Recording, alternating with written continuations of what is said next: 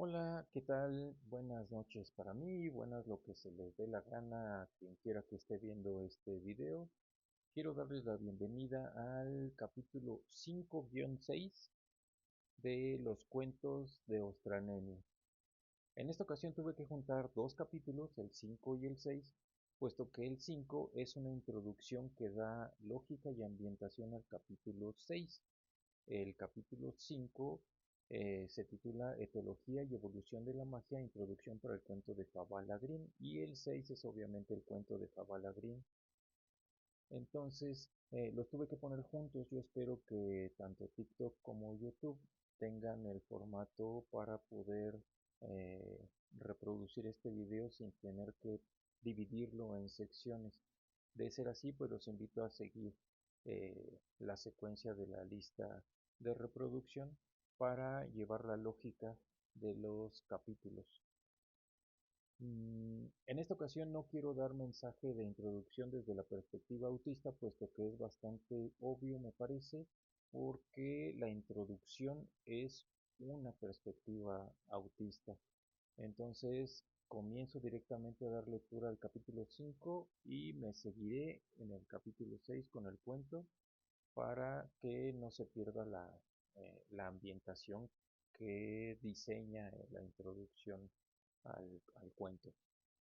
Bienvenidos, muchas gracias y espero que les guste. Etología y evolución de la magia. Introducción para el cuento de Fabala Green. Creo que conviene aclarar antes de comenzar con mi relato que la magia no existe, no en esencia, pero existe un modo de acceder a ella desde la comprensión de su manifestación factual, de manera que se puede comprobar su presencia mediante la aceptación de hechos que testifican que hay eventos desproporcionados a sus circunstancias. Todos los organismos presentan capacidades en diferentes grados, y se esperaría que sus comportamientos sean proporcionales a sus capacidades. Así es que una oruga tiene capacidad constructiva para hacer un capullo mediante la producción de seda, y se ha dicho que algunas especies de termitas pueden elaborar estructuras proporcionalmente muy superiores a las construcciones de la oruga. La diferencia es el nivel de sofisticación de una misma capacidad. Tenemos aquí la tesis básica que describe a la complejidad en las capacidades de los organismos y su expresión en comportamientos que, por regla general, suceden en modo proporcional a sus circunstancias.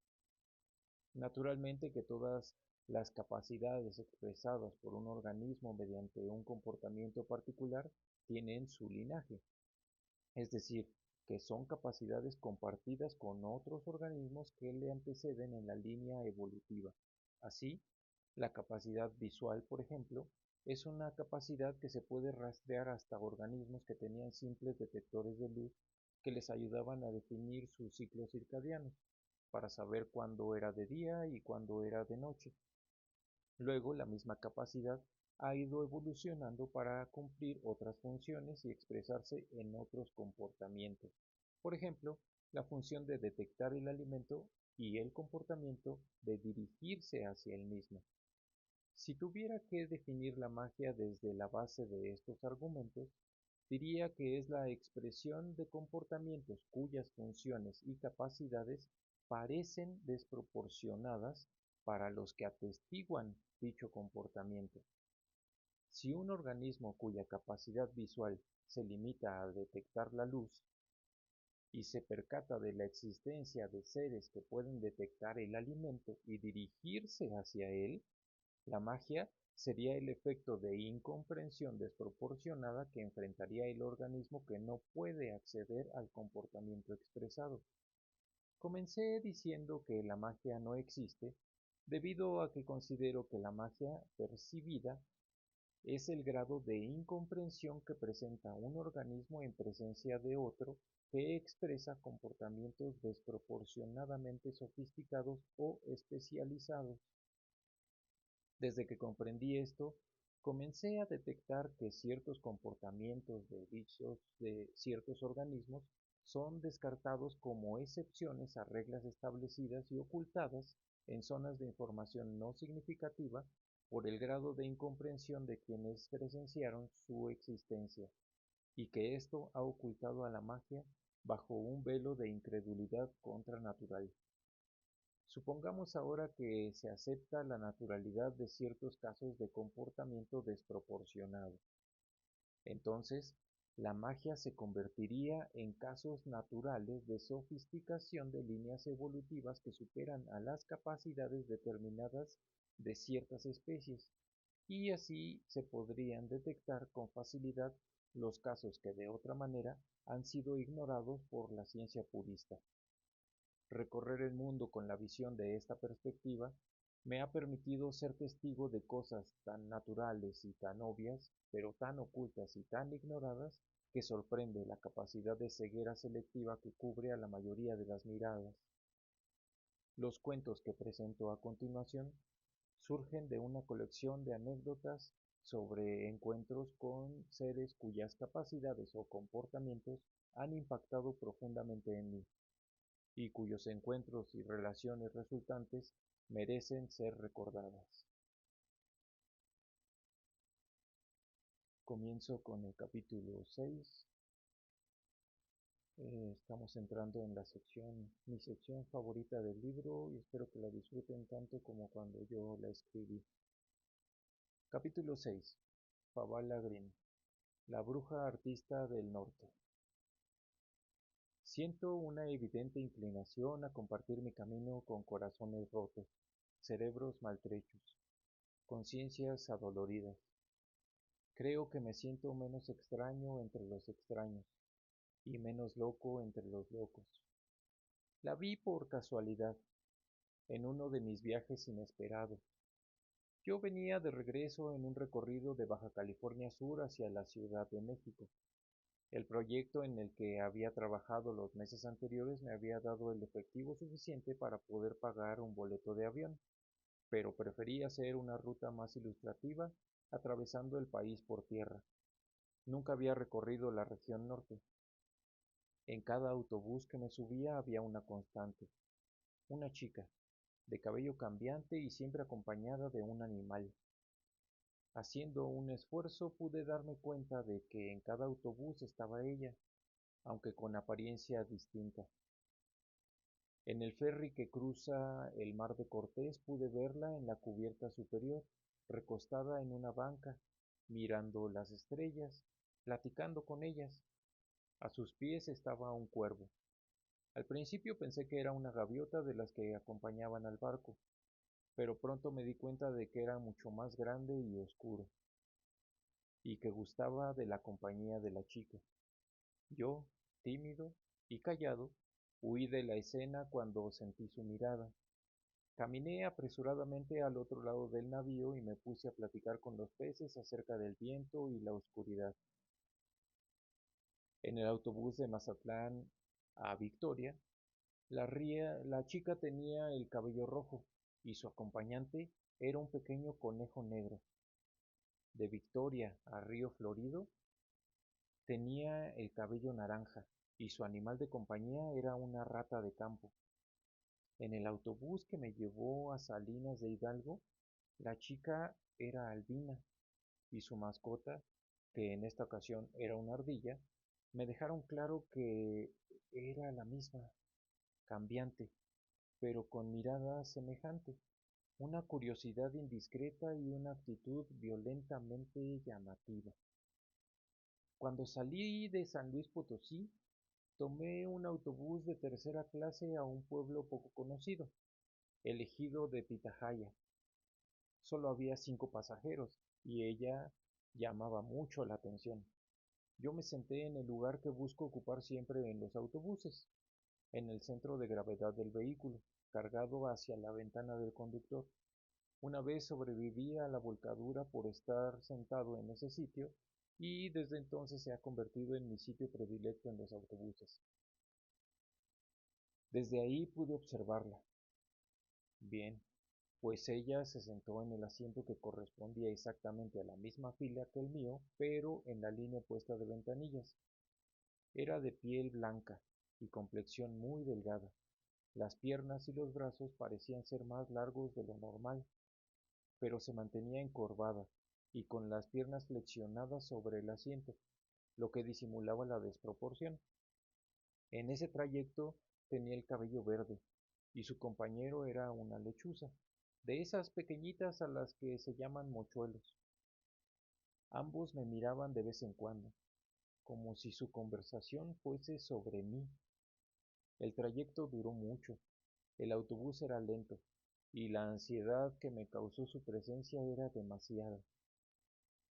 Debo agregar que ella pasó gran parte del trayecto charlando con su mochuelo y contando chistes a su reflejo de la ventana. Y después de cada carcajada, el aire del autobús se llenaba de un aroma a hierba mojada. Momentos en los que ella giraba su rostro hacia mí con una mirada que me invitaba a participar de la risa. En ninguna de las ocasiones pude resistir la mirada. Yo sonreía y con la sangre fluyendo desesperadamente en las orejas y las mejillas, me volteaba hacia mi ventana. Después de un rato de eventos similares, se inclinó un poco sobre el borde de su asiento y con una mirada de travesura infantil me habló, con una especie de telepatía, o eso creí, porque su voz dijo hola, pero en mi mente se convirtió en toda una conversación. Fue una experiencia extraña. En lo que duró ese hola, hablamos de magia, de brujas, de destinos, de tiempos, de encuentros, del sentido de la existencia, de su casa en Celaya y de la mía en San Mateo Atenco y de sus criaturas. Me tocó, sostuvo mi mano por un momento, y después de notar el temblor interminable de mi dedo anular, soltó otra risa. Comenzó a hablarme de mi futuro, de mi carácter y de mis problemas, pero la detuve casi de inmediato. Le dije que no me gustaba la quiromancia, porque tenía una línea de vida insoportablemente larga. Naturalmente que trató de soltarse, pero yo mantuve el contacto. Traté de sostener su mano tanto como pude, hasta que el sudor y el temblor lo volvieron imposible. Al llegar al ejido, yo le comenté que mi plan para los siguientes días era visitar la ciudad de Guanajuato. Ella, pensando que era una invitación, me dijo que le gustaría ir conmigo, pero que tenía que ir a Mineral de Pozos, a aprender nueva magia, y luego a su casa, en Celaya. Yo, aliviado por mantener un encuentro tan abrumador lo más breve posible, le dije, luego nos vemos, y di media vuelta. Al parecer ella tenía una idea poco convencional de los protocolos de despedida, y el luego nos vemos detonó una avalancha de preguntas sobre el cuándo y el cómo. Después de asegurarse de la veracidad de mi intención para verla de nuevo, aunque no podía asegurar fechas ni lugares, de forma muy natural me dio un beso en los labios. Intercambiamos redes sociales, números telefónicos, y la vi caminar con su lechuza al hombro durante un largo minuto antes de seguir mi camino. Y durante ese minuto pude ver pequeñas nubes de polvo verde que se levantaban a cada paso que daba. Tengo la extraña y desoladora tendencia a posponer la vida para cuando me sienta más ávido de vivirla, cosa que no sucede muy a menudo. Cuando dejé Guanajuato, mi camino me llevó a través de Celaya. Estuve tentado a visitarla. Tal vez debía hacerlo, pero no lo hice. Solo miré por la ventana mientras el autobús hacía escala en esa ciudad mojada y llena de basura y gente para seguir luego mi camino rumbo a Querétaro. Creo indiscutible la afirmación de que solo los locos y los rotos pueden darse el lujo de ser ellos mismos, dado que los locos suelen ser los que son sin esperar reciprocidad y los rotos ya no esperan tal reciprocidad. Por sus redes sociales supe varias cosas. Fabala Green era una mujer con magia natural, esa que la gente no comprende. Se reconocía a sí misma como bruja y no pretendía ocultarlo. Adoraba a los cadáveres, amaba la taxidermia, hacía diafanizaciones, osteotecnia y accesorios con cuerpos y partes de animales que encontraba tirados por las calles de la ciudad. Documentaba sus hallazgos y pociones y hechizos y encantamientos tanto como podía. También sabía pintar, hacer esculturas y diseñar su propio vestuario. Ella disfrutaba todo lo que hacía, y cada cosa que hacía era hecha de tal modo que se convertía en una extensión de sus habilidades mágicas. Pude confirmar debido a algunos de sus videos que el caminar en Favala era un espectáculo digno de ver. Golpeaba el piso a cada paso, con energía desconocida para los normales. Un sonido como de cristal o tal vez metal escapaba de la punta de sus zapatos cada que se despegaba del suelo, y una pequeña nube de polvo verde se levantaba unos centímetros del pavimento cada vez que su talón lo golpeaba. Cada paso de Fabala era como ver una senda de Lycodendron peretarum, esos hongos que con forma de colitas de conejo, que cuando los aprietas liberan nubes de esporas tan ligeras que se te cuelan hasta el fondo de los pulmones. Como buena bruja, acostumbraba cargar 2 botellas vacías a todos lados. Recolectaba emociones, sentimientos profundos, amores, partes de cadáveres, recuerdos. Siempre llevaba consigo materiales como agujas, navajas, pinturas, trozos de tela, papeles, pinceles, lápices.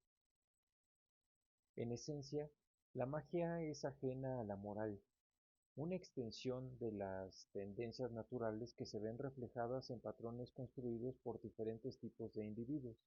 Así, hay organismos que desarrollan ciertas capacidades con antecedentes genéticos rastreables hasta antecesores comunes cuya función se ha desarrollado de tal forma que los organismos mágicos se adivinan el patrón original, pero con un rasgo comportamental que imprime la intencionalidad o la afectividad del ser. Visto así, la reacción química que origina la luz de una luciérnaga se ve desarrollada en ciertos organismos a grados intencionales o afectivos que ya no pertenecen a un simple orden biológico. Del mismo modo, la reflectancia iridiscente de la estructura cuticular en las alas de un escarabajo tiene una línea retrospectiva que evidencia su funcionalidad como medio de adaptación y supervivencia. Pero cuando la prolongación extrema de esa misma línea se proyecta en un organismo capaz de imprimir sus emociones o sus intenciones en el mecanismo, este se convierte en un evento mágico. La magia de Fabala era evidente. La luz y el cambio de rangos de reflectancia del espectro en su cabello, las explosiones de esporas en sus pasos, la capacidad comunicativa que supera el mero lenguaje. Era un ser que no dejaba de llamar la atención entre la gente. Su ropaje, siempre manipulado o confeccionado por completo por ella para hacerla ver más bella, surtía efecto, aunque el efecto podría venir desde otro tipo de señales que pasaban desapercibidas debido precisamente al extravagante camuflaje de sus ropajes. Su cabello, que a veces era verde o anaranjado, casi siempre lo llevaba castaño rojizo, suelto, a la altura del hombro. Su corte, que por supuesto hacía ella misma, le daba la forma de una calabaza madura atractiva, y cuando iba por la calle brillaba como si la calabaza estuviera cubierta de luciérnagas desesperadas por hacerse notar, rebotando en banquetas, postes y ventanas. Tenía un comportamiento fundamentalmente creativo. Tanto su naturaleza familiar pero extrema como su magia habían despertado la curiosidad de un actor de poca monta que se dedicaba al teatro infantil en algunos recintos del estado de Guanajuato, principalmente en Celaya, donde vivía Fabala. Después de un cortejo bastante más corto del que se espera en un ser común y corriente, la bruja le prometió sus servicios como hechicera, como artista, como actriz, y pensaba que era bastante cuando el actor, aprovechando la dadivosa postura de Fabala y su perenne disposición a los designios misteriosos de la vida, la convirtió también en su amante.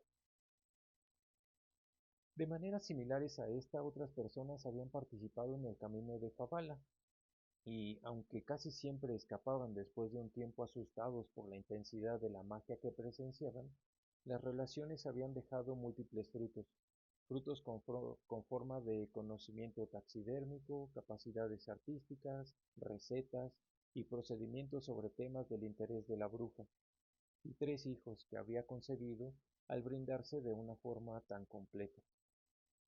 La siguiente vez que tuve comunicación con Fabala, después de nuestro primer encuentro, fue porque ella emprendió una búsqueda para hallar a alguien con la habilidad suficiente para hacer una escoba voladora, proposición que fue tomada a broma por la mayoría de sus seguidores. Por aquellos días yo me dedicaba al arte ambiental y solía hacer esculturas con elementos naturales como ramas, hojas, piedras, y durante esos proyectos desarrollé varias técnicas de construcción, conservación, restauración y fabricación que me permitían ejecutar obras con escaso presupuesto, aunque con procesos largos y laboriosos. Tenía guardado un pedazo de madera vieja que había encontrado en una playa de Veracruz desde hacía muchos años. La madera era muy ligera y muy bella, pero muy frágil. Tenía una forma retorcida. Supongo que había salido de la raíz de algún árbol lejano, tal vez venía de África o de las Islas Canarias. Era una madera de fibras largas, quebradizas, flexible pero que perdía pedazos considerables cada vez que trataba de manipularla. Cada cierto tiempo, yo lijaba con mucho cuidado las partes más frágiles del madero y luego de limpiarla a conciencia la impregnaba con una mezcla polimérica especial que yo inventé para conservar maderas antiguas y frágiles. El secreto de aquel método de conservación no radicaba del todo en los componentes, que eran básicamente acetatos artificiales y naturales de distintos derivados carbónicos con sus correspondientes solventes asociados. Era más bien el tiempo dedicado a cada parte del proceso. El lijado tomaba días. Luego la limpieza incluía distintos compuestos grasos y ácidos en disoluciones dinamizadas y alteradas con largos tiempos de secado, y nuevos lijados diferidos y alternados con aplicaciones poliméricas entre capa y capa. La mezcla aquella estaba basada en mis conocimientos sobre la disposición de las fibras de lignina de las plantas y su comportamiento en medios acuosos y grasos. En las raíces de ciertas especies de árboles cuyo hábitat suele ser pantanoso o acuático, la disposición de su lignina tiene tal estructura que permite una circulación más rápida de líquidos obedeciendo a principios de capilaridad y organización geométrica, lo que ayudaba a la planta, en este caso a un árbol, a drenar el agua salobre de forma más eficiente y proteger a la lignina de la podredumbre. Mi fórmula aprovechaba la estructura de la madera para sustituir el aire alojado entre sus fibras, que durante su vida fueron moléculas de agua, por sustancias que se endurecen con el tiempo. El proceso tardó años, pues para conservar un trozo de madera tan frágil como ese, debí comenzar con cantidades de mi fórmula tan diluidas y tan pequeñas que el progreso solo comenzaba a verse después de algunos cientos de aplicaciones para que así la sustitución del aire por polímeros comenzase desde el núcleo del madero. Para cuando Fabala comenzó a buscar al fabricante de la escoba voladora, el madero que estaba tratando con mi fórmula tenía la dureza suficiente para soportar el peso de una persona, pero había conservado la flexibilidad original de la pieza y sobre todo la belleza retorcida de su diseño original. Me pareció que el llamado de Fabala era para mí. Puse una última capa de mi fórmula al madero y luego lo pulí con mucho cuidado para sellar los últimos poros, lo más superficiales. El resultado fue un madero de dureza y flexibilidad espléndidas, un brillo de tonos rojizos en un madero tan ligero como el papel. El cepillo de la escoba lo hice con las ramas que se usan en mi pueblo para hacer las escobas de jardinero. Le puse doble cantidad y laté con hule natural, reforzado con cuero, y compacté el cepillo con un aro de latón pulido. Resultó ser una obra bellísima. Partí con la escoba hacia Celaya. Después de un par de conversaciones con Fabala, al llegar su magia, impregnó la escoba inmediatamente, y a mí con ella. Comimos hot dogs de camino a un hotel cercano, y pasamos la noche juntos. Ella hizo una escultura usando como modelo los dedos de mi mano derecha, y hablamos de las cosas que hablan los raros cuando se encuentran. Aunque Fabala siempre fue una bruja natural con tendencia inevitable a dejar su magia flotar por donde pasaba, Las consecuencias la alcanzaron cuando nació su tercer hijo. La madre de Fabala comenzó a exigir ciertas discreciones al respecto de su forma de ser: ropa más normal, andar más normal, sexualidad más normal y, de ser posible, nula. El actor amante de Fabala también comenzó a manifestar inconformidades con la magia de Fabala. Comenzó a prohibirle salir con ciertos horarios, asistir a ciertos lugares, realizar ciertos hechizos. Le obligó a ocultar sus dones al mundo, sobre todo a los hombres. Ya tienes demasiados hijos, le dijo. Tienes que volverte más responsable de tus actos, sentenció. Yo llegué con la escoba a Celaya cuando Fabala ya había iniciado su proceso de ocultamiento. Todavía se le escapaba algo de polvo verde en las pisadas, y en privado me dejó sentir el alcance de sus poderes, pero se le adivinaba un fantasma de tristeza en la mirada, y a cada acto de magia que ejecutaba le seguía un momento de culpa por realizarlo. Esa noche la pasamos en un hotel barato. La ventana era pequeña y daba a un callejón en el que había un bar en el que se tocaba música pasada de moda. No dormimos. Ella pasó parte de la noche haciendo una escultura de roca verde con el modelo de mi mano derecha, y yo me la pasé habitando una fantasía que ella fabricó para mí mediante algunas hierbas y líquidos raros que puso en un vaporizador portátil que traía consigo. En los pocos momentos en que tuve la fortaleza suficiente para volver a la realidad, pude ver que, entre nubes de vapor verde amarillento, que Fabala estaba grabando símbolos en la madera de la escoba, con una herramienta parecida a una daga curva. No pude evitar notar también que la escoba flotaba a la altura de su pecho, desnudo, mientras su boca murmuraba palabras en un idioma que no reconocí. En la madrugada, cuando la música del bar ya se había silenciado y nuestros cuerpos estaban dormidos uno junto al otro entre sábanas manchadas de pócimas y fluidos, me pareció verla pasar a través de la pequeña ventana, montada en la escoba. Casi estoy seguro de que fue una alucinación. En primer lugar, porque la ventana era demasiado pequeña. En segundo lugar, porque claramente podía ver su cuerpo junto al mío. Y en tercer lugar, porque la perspectiva desde la que presencié la escena era alta, como si mi conciencia estuviera pegada al techo del cuarto mientras mi cuerpo estuviera tendido en la cama junto a ella. Nos despedimos prometiéndonos cosas. Yo prometí plasmar mis pensamientos sobre ella antes de morir para permitirle conservar algo de mi ser en sus botellas, y ella prometió encontrar la manera de ejecutar su magia sin ser castigada. Creo que ambos estamos cumpliendo. Lo último que supe de ella es que se dedica a la actuación en obras infantiles y que estudia psicología en la Universidad de Guanajuato. Supongo que son modos mediante los cuales su hechicería entrará al mundo de los normales sin levantar sospechas, y yo, por mi parte, le dedico mis letras de vez en cuando, sabiendo que cuando las lea sabrá que mis pensamientos son sobre ella.